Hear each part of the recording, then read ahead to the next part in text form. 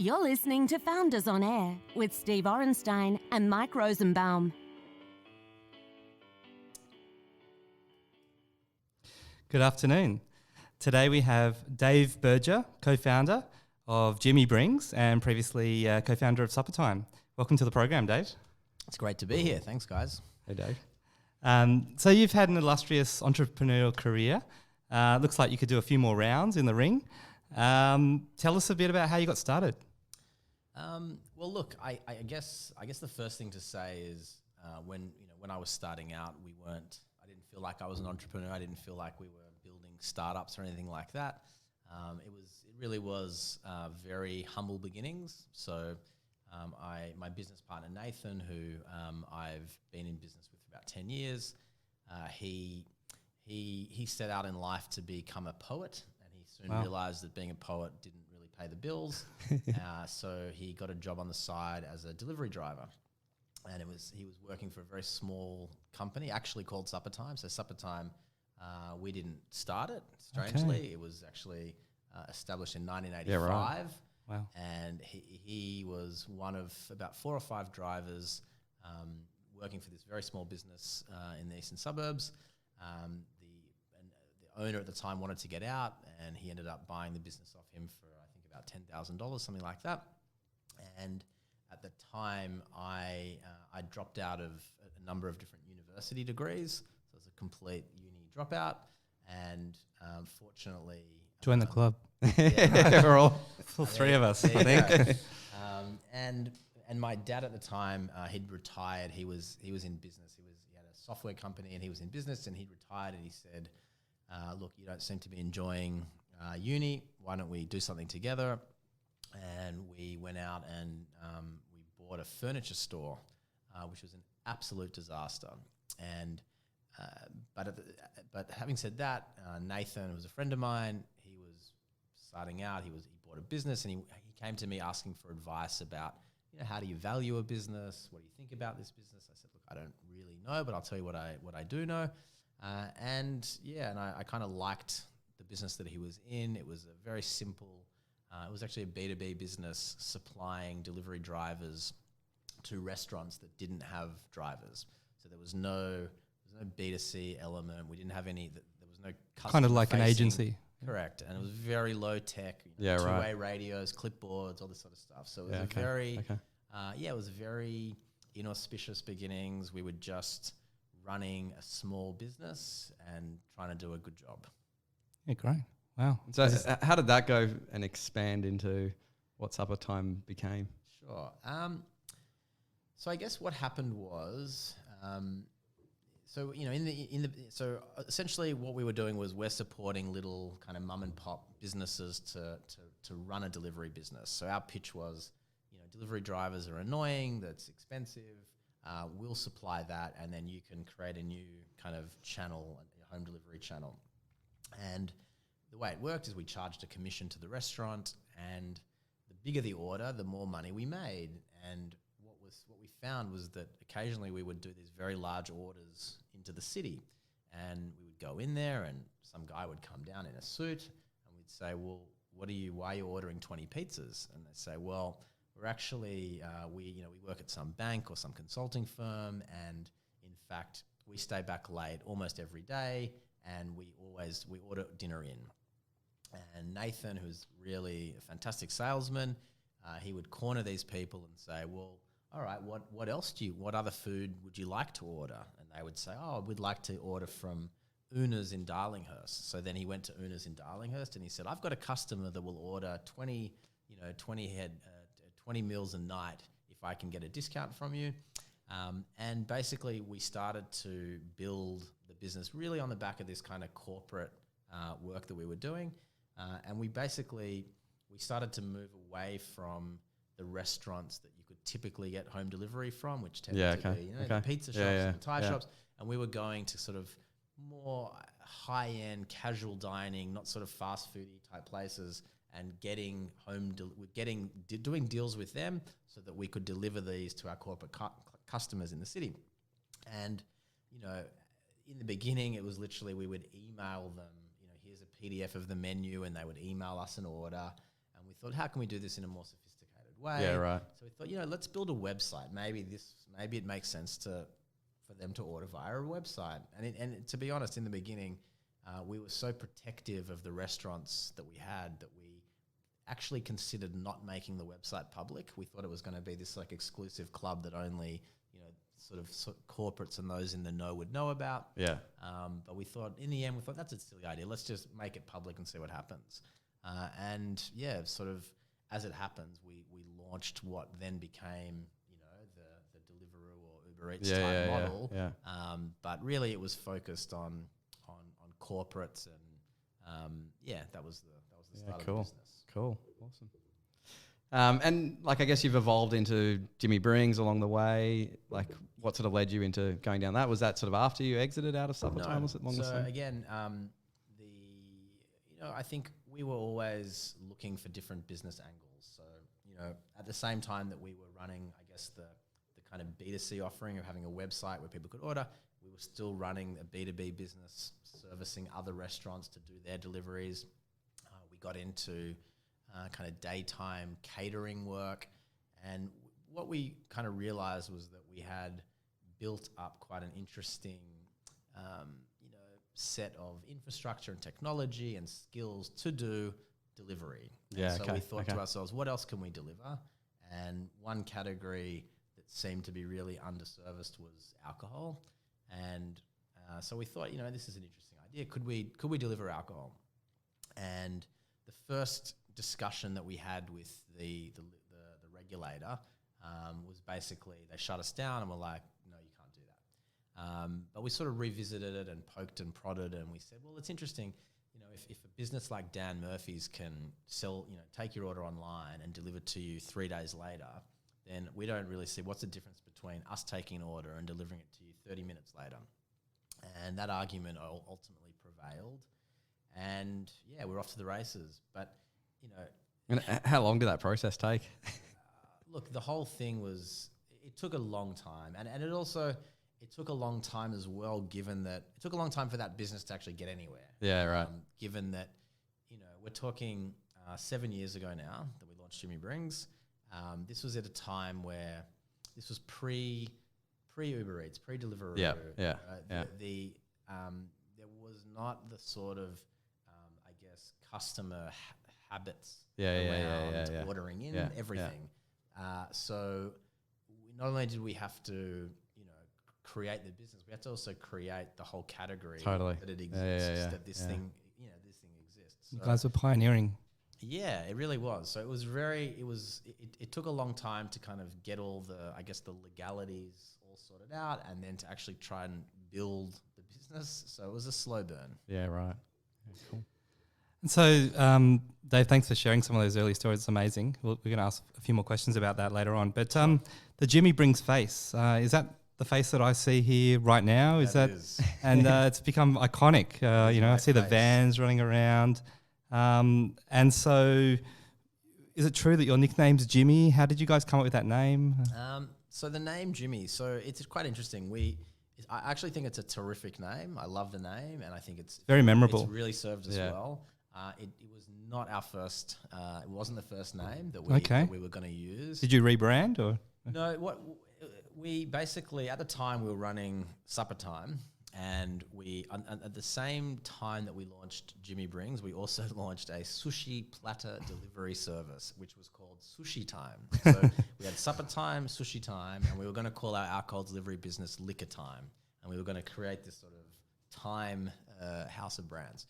And for whatever reason, Sushi Time did get off the ground, and actually it was a small business for quite a few years, but Liquor Time, I can't remember which element of it was taken, but we couldn't get the URL, or we couldn't get the business name, or some part of it we couldn't get.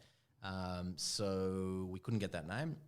And then we decided we were going to call it Moonshine, and we got the URL, and we got the business name. And then when we applied for our liquor license, the regulator knocked it back. They didn't like the kind of connotation.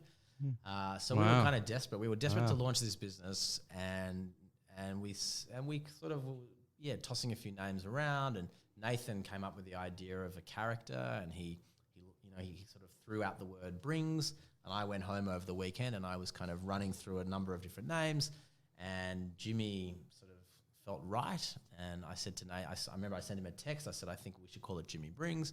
He wrote back. He said, I think that's a terrible name. But by Monday morning, he was so exhausted from this whole process. He was like, all right, whatever, let's just go with it. And I think, it's really served us well. And in terms of the face and all that sort of stuff, originally it was going to be Al Capone's mugshot was how the brand was going to launch. And our designer, as a joke, said, I want to take some photos of you guys for to create business cards. So, okay. And when he then did the next iteration of the web design, he dropped the Al Capone mugshots and he put our mugshots on the design, and we thought it was a joke. And in the original Jimmy Rings branding was both of my face and Nathan's face, and but in the end he convinced us that this was a more interesting, an interesting look, and it was definitely a more interesting thing to go to the market with. Over time, I guess we've needed to sort of simplify the brand, and we decided to keep one face, and it happens to be mine. So do your mates call you Jimmy now? It does happen. Yeah. So just one more about Jimmy. We saw Jimmy was standing for Parliament, which I thought was a fantastic, very clever guerrilla marketing technique. Tell us a bit more about how that came about. Whose idea was it? Did it work well? It worked really well. Yeah. So actually, that was actually the second time we've done it. So and maybe you can just share with our audience a bit more about it. Yeah, sure. Yeah. So, I guess, when you're launching a brand, you need to find ways to kind of get the name out there. And probably 5 years ago, when we really were, totally bootstrapping, really didn't have any marketing budget whatsoever. We sort of thought, wouldn't it be interesting during an election campaign to put up our own posters to get our name out there? Yeah. And so, we, for very little expense, we went in. I think we printed, 250 or so of these Vote 1 Jimmy Brings alcohol delivered in 30-minute posters, and we hired a guy in a ute and then with a ladder to drive around at night and put them up all over the eastern suburbs. And I remember it was literally like Malcolm Turnbull, Jimmy, whoever the Greens candidate was. And I heard people were asking for, where's Jimmy on the vote cards? Yeah. And in the end, we did get, I think, one council did get upset with us and sent us a letter and a $400 fine or something. But all in all, that campaign maybe cost $3,000 or $4,000. It was so amazing. Cheap. And it got amazing. You're all over the eastern suburbs. Amazing cut through. So, having done that 5 years ago, we kind of kept it up our sleeves, and we did it in the most recent campaign. And this time we went, a bit more broad. We had that campaign running in Victoria and Queensland and the ACT, New South Wales. So, and everyone I've bumped into since has said that they voted for me. And it was a cool campaign. Dave for PM. And sorry, Jimmy.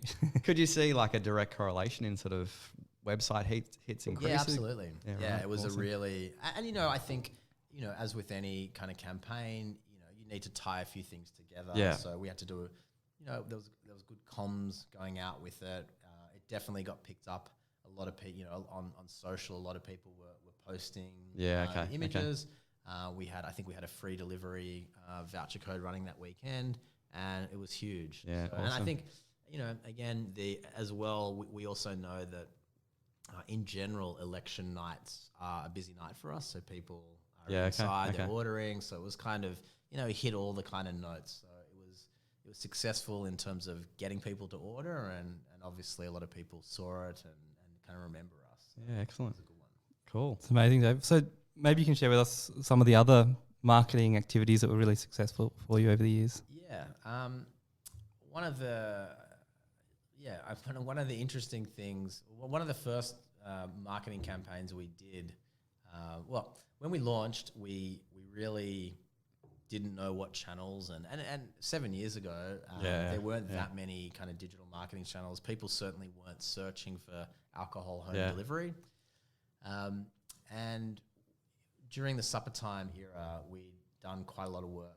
We'd had quite a lot of success with direct mail. So, mailbox drops, very old school. And we thought we'll try something. We'll try something in that space for Jimmy Brings. I'm sure you've seen the Jimmy Brings fridge magnets. Yeah. Got one on my fridge. Yeah, I'm sure. And there's a kind of interesting story about that, because when we were doing that campaign, we got some support from a tobacco company to help sort of fund the campaign. And in our naivety, the tobacco company said, "Can you put on the magnet, 30-minute alcohol and tobacco delivery?"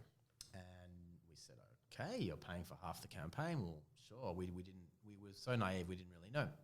And so we went and printed these things in China, and it was a huge expense for us. I think it was $30,000 or $40,000. It was like a big deal for us to kind of invest in this.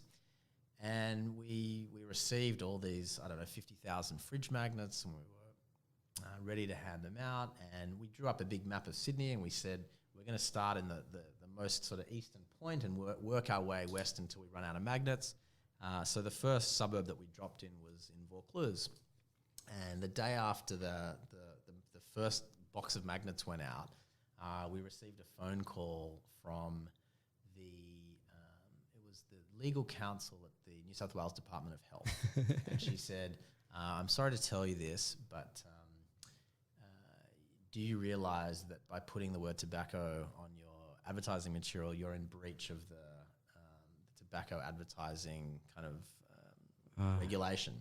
And she said, "On that basis, you cannot distribute this material." And we were like, "This is crazy." And I said to her, I was very honest. I said, "Look, to be honest with you, don't throw the book at us. We've only handed out one box. Don't worry, we'll stop." And I called Nathan, and he was traveling, and I told him the story, and he straight away said, "Well, we've just got to hand it all out like straight away. Let's get it all out there." And I said, "Well, look, I'm really sorry to tell you, Nathan, but I've already told the powers that be that we actually haven't handed them out, and I think it would be a problem if we now handed it all out." And so we kind of didn't know what to do, but we were sort of thinking, how are we going to get around this? So I think early the next week, I got back in touch with this person who'd called me, and I said, "Look, I got to ask you, you were going to send us a letter telling us, cease and desist. We haven't received anything. I want to know from you, is there any way we can get around this? Can we put a sticker somewhere? Can we just cross it out?" And she was very kind, and she said, "Look, David, what I will tell you is that I am drafting you a letter, and in that letter it will tell you to stop handing this out. What you do between now and receiving that letter is up to you." Oh. And I said, "I just want to make sure I heard Kind you regulator. correctly." Yeah. So she was very kind. And so, within 24 hours, we mobilized, 20 or 30 people to hand out all of these magnets in literally like a 48-hour period. And that launched Jimmy Brings. So prior to that, it was like 1 or 2 orders, a day. And suddenly it was 10, 20 orders, and it was happening. And so it was just interesting. It was a pure kind of online business, but that kind of offline, very analog, very old school marketing is what really launched the business. Excellent. It's amazing. I've got one more question on marketing. No, good. The buzzword at the moment is IRL, in real life, right? Marketing. Right. And you've got a lot of vans. How many vans have you guys got running around at the moment? I think in Sydney there's about 20. Yeah, right. Yeah. And has that been a big part of the success of the brand as well, the business? Tell us a bit about that. Yeah, huge. Yeah. Any advice for budding entrepreneurs out there? Yeah, my advice would be put your face on a van. Call yourself Jimmy. Hope for the best. Yeah. I mean, again, very serendipitous. So so yes, it's been a huge. If you ask anyone, how do you know Jimmy Brings? Like, it's half the people would say they know us from the vans. But again, how did the van business, the van model is actually something that was not what we set out to do. But basically, we started off with a little office in essentially in Bondi, or just on the corner of in Davie Hill, and it meant that we could only service a very small area if drivers were coming and picking up from that office. And because we're very much into sort of logistics and that sort of thing, we thought, wouldn't it be interesting if we put stock inside a refrigerated vehicle so that we would never have to pick up from anywhere? Yeah, right.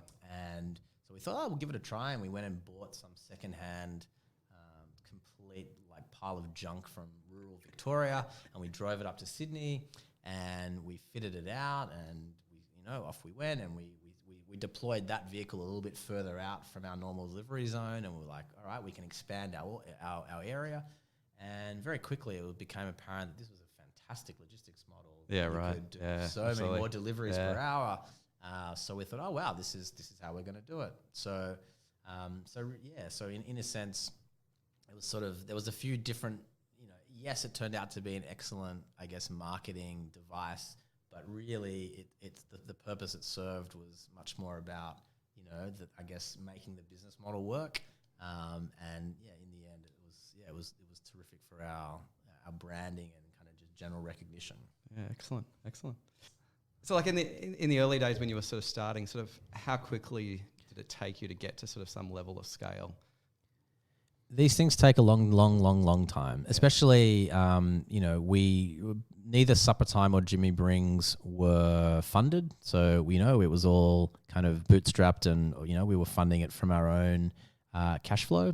And yeah, these things take a long time. Yeah. And I think that, you need to be realistic about how long things take. There's so many times people tell me they want to open a website or an app or something like that, and the first thing I say to them is, well, expect absolutely nothing Yes. to happen, Yeah. because it really takes a long time. So I think as we've become more experienced and certainly as we launch, into new cities, we have a much more developed playbook as to how to do things. So I think that can make things happen faster.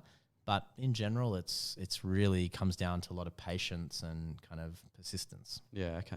And so was it 6 months, a year, where you sort of started to feel like there was scale? I think, I think that, look, I think there were various kind of points at which you realize this could be something. Yeah. When we built these businesses, certainly when we launched them, the idea was that we would service the eastern suburbs of Sydney with a restaurant delivery service and an alcohol delivery service, and that this was a good area to service, and there was never any true ambition to go beyond that. Yeah, right. Okay. And it just sort of evolved as the business evolved and your idea and concept evolved. Yeah, and I think and in a lot of ways, it's been an interesting learning in that we didn't realize that we'd actually built a very scalable model. And I think there's probably a lot of other businesses out there where, you might be a bit blinkered and sort of be so focused on doing what you're doing in your little area and not actually realize that this is a scalable concept that has potential, global kind of potential. So, I think we're a little bit more wise to that now, but certainly in the early days that wasn't on the agenda. Yeah. And early on, did you have like your own development team? Do you do any development, or was it you hired? We've tried everything. No, I'm not a developer. I guess I would call myself now like a, semi-proficient kind of tech person, but certainly not an engineer. We've tried everything. We've worked with Australian developers. We've worked with offshore teams. I think what ended up working for us was to have a offshore team whom we built a long-term relationship on retainer. Yeah. So, I think it's very tempting to sort of think about any tech development as like some discrete project that you've got to get someone to go and build it. And then it's done. It's never done. So you need to have an ongoing relationship, and the team that we work with, who are based out of India, we've been working with them for 6 or 7 years now, and it's certainly it's not a perfect solution. It certainly has its challenges, But I think if you're starting it, if you're bootstrapping and you don't have a lot of money to throw at the problem. Using an offshore team and getting 80% of what you want for 30% of the price. Totally. It's worth Absolutely. Yeah, cool. That's really interesting seeing how different businesses do different things and the way they sort of start up. Yeah. Dave, we've all had hairy moments in our businesses. Can you share one or two with us and how you got out of those situations? Wow. I think, look, that story I told before about the marketing material almost having to be thrown away. That was certainly one. Look, it's all I can actually say is that if you're going to be in business, it's just a succession of hairy moments. I think it's really there are just that many problems to be overcome, and that's actually the whole art of it is kind of recognizing that there's just a succession of problems. Yeah. If I had to think about I think when we were exiting both businesses, negotiating those deals, all of those deals, they're all on a knife edge. Both of them could have fallen over at any moment.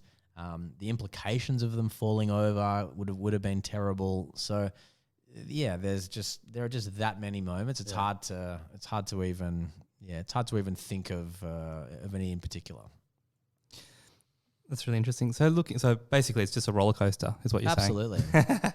And you just become problem solvers, really. That's right. I think really good problem solvers grow successful businesses. Exactly. I think that it's sort of like I guess if I had to sort of almost the art form is making more right decisions than wrong, and just being able to just overcome each challenge as it comes and kind of see a way around it or over it, and just exactly as you said, just a lot of problem solving. Yeah, cool. So you've mentioned a few sort of things that have been really successful for you guys in your business, the magnets that got you launched, etc.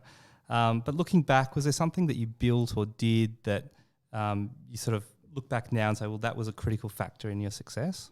Yeah, I think, yes, I do. I think that, I think as I mentioned, the start of our business in terms of the logistics of it was very, very old school. So, it was two-way radios and clipboards and then Excel, and it was very, very rudimentary. And there was one point where we decided that we'd like to know where the drivers are, and we'd like to track their mobile phones via the GPS on the phone. And this was not being done at all.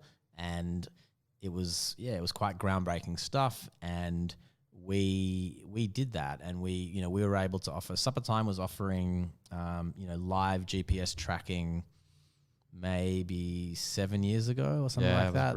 It was very early on, right? I remember. And we were backyard hacks kind of putting this together, and it was hard to do. And we put that together, and that really kind of opened up the whole potential. That's actually what made home delivery, in my opinion, scalable. Totally. That was the breakthrough. Yeah. So I guess being early on that little innovation and kind of harnessing what that could do in terms of obviously providing a customer with an awesome experience, but also the ability to control, hundreds, if not thousands of drivers, and you just couldn't do it without it. Yeah. So that was key.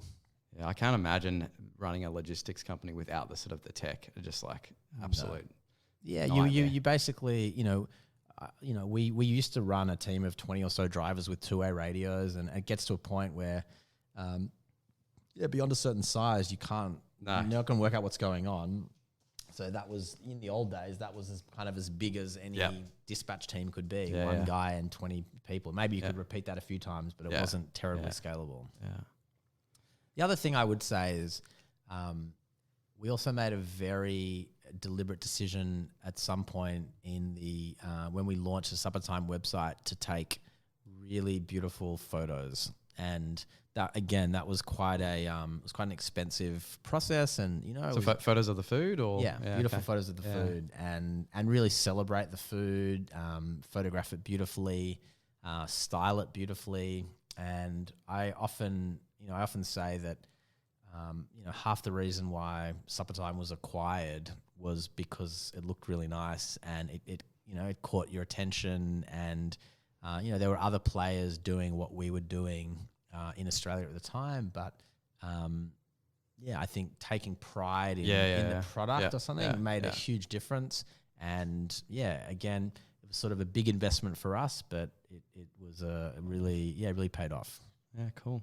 And so you've been through two exits now. How did that they start? Like, did you just get an email or a call? They were both a bit different. So the Suppertime exit was hilarious because it was literally we literally got a LinkedIn message from some guy saying, "Hi, we're coming to Australia. We're going to crush you. So are you interested in us acquiring you?" And we were like, "Oh, that's a little bit aggressive." And this M&A guy from Rocket Internet, he wanted to talk to us. He wanted to make a time to speak to us. And I remember the night, we agreed to a certain time, but we ended up, it was like some rainy sort of, I don't know, Thursday night or something. And we were slammed, and it meant all hands on deck. We were, I was in the dispatching room, and everything was completely out of control. Yeah. And I could see this number calling on my phone. I was like, I can't answer this call. Like, I got to deal with the business. And eventually he actually ended up calling through our customer service number and finally like talking to us. And I remember saying to him, "Look, happy to have this phone call, but I cannot talk to you right now. Like, we are absolutely slammed." Best sell job ever. Yeah, exactly. Business is booming. Yeah, can we speak later? And so that was that literally was a LinkedIn request. Yeah. Okay. And then I guess being acquired by Woolies was quite different in that we reached out to them soon after leaving Fedora. So Suppertime became Fedora. Soon after leaving Fedora, we got in touch with Woolies in the context of having a conversation about a fundraise, and would they be interested in investing? They weren't at that time, but we had established we had established a relationship. Yeah. Okay. And then we got back in touch with them, about 9 months or a year later. We were very close to completing a fundraise, and we just got in touch to say, "Hey, where are you at?" And we got involved in the conversation again that ended up in us being acquired. So one was very much a bolt from the blue. The other one, I think we were quite we made that one happen. Yeah. Okay. And like that due diligence process that you go through, and like how long did that take, and how brutal was it? Well, again, so I mean, the Rocket Internet deal was probably like the strangest due diligence process ever, in that the due diligence took place post-acquisition. Oh my gosh. So, and pre-acquisition, I mean, we sent them numbers, but the actual verification of those numbers took place after the acquisition. We just had to personally guarantee everything to make sure that it was true. We had one face-to-face discussion with a guy who flew in from Singapore. We spoke to him for about 2 hours. Other than that, we never had any face-to-face dealings with anybody. Wow. It was very light touch, very quick deal. And how quickly did you agree on price? From memory, I think the price part of it happened probably within a week or so of starting a discussion. We then had to sort of nut out the terms of the deal. But I think from start to finish, it might have been only 6 weeks or something like that. It was very, very fast. Wow. The Woolworths experience was the complete opposite. I don't think a business of our size has ever been put through as much due diligence as that. And, understandably so, they're very kind of responsible corporate entity, and they cross their T's and dot their I's. That took a lot longer, and it was much more thorough. But I think, you got to kind of understand what the nature of both of those acquisitions were. So the nature of the Suppertime acquisition was all about speed to market. So there was, you were destroying value by wasting time in a long due diligence process. So they completely, you know, they're the masters of execution and speed and urgency. Whereas I guess for the Woolies acquisition, that was more about, you know, acquiring a unique set of skills and IP and know-how and also, you know, they had to learn about the business model and understand whether this was a proper business model. So they really had to kind of go through a completely different process to end up at an acquisition. Yeah, right.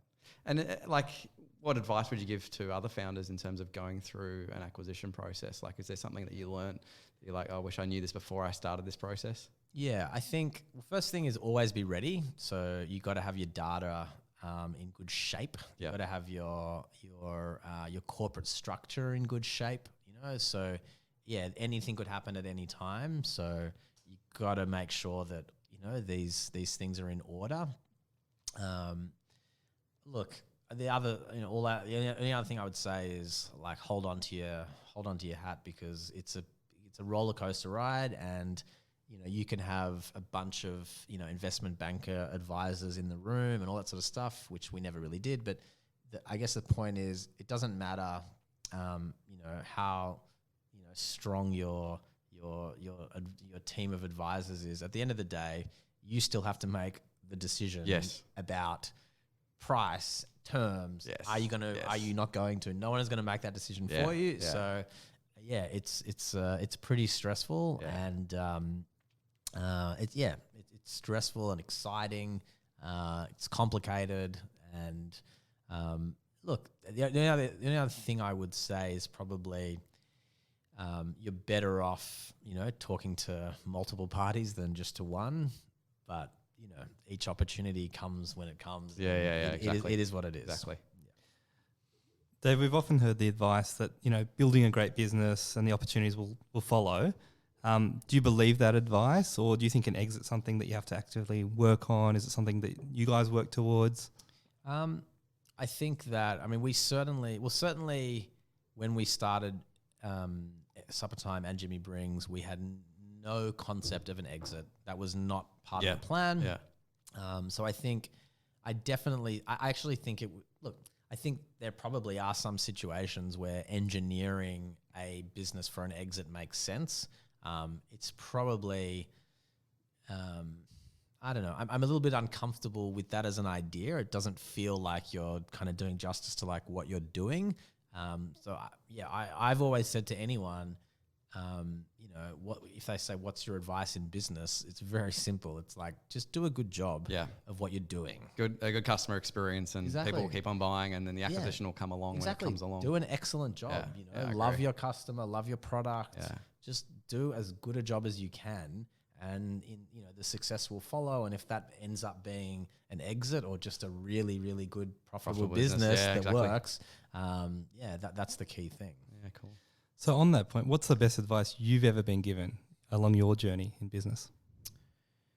I think one thing that I kind of go back to a little bit is something that my dad told me, which was that when you're doing a deal of any type, any transaction, any deal, it has to be a win-win.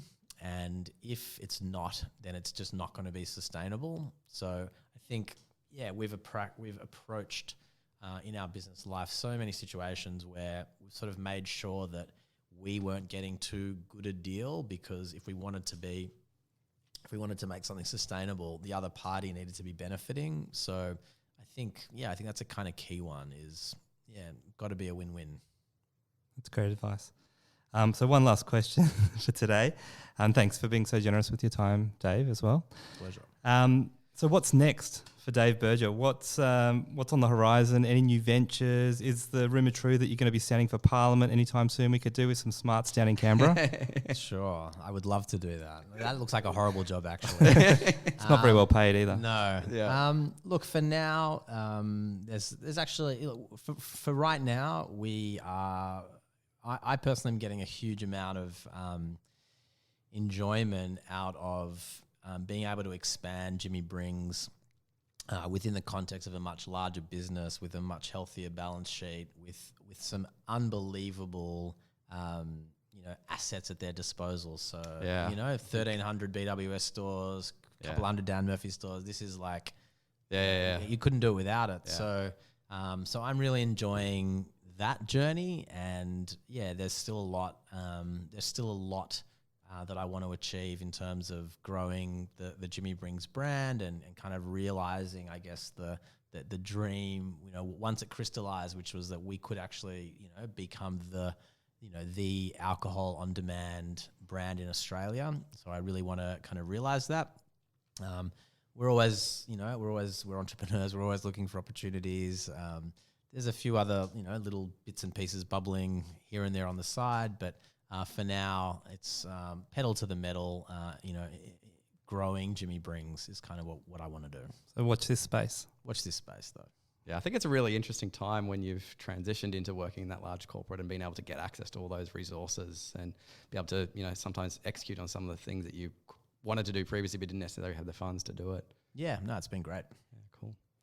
Well, thank you. I really appreciate you coming along and joining us on Founders on Air, and that brings us to the end of our second episode.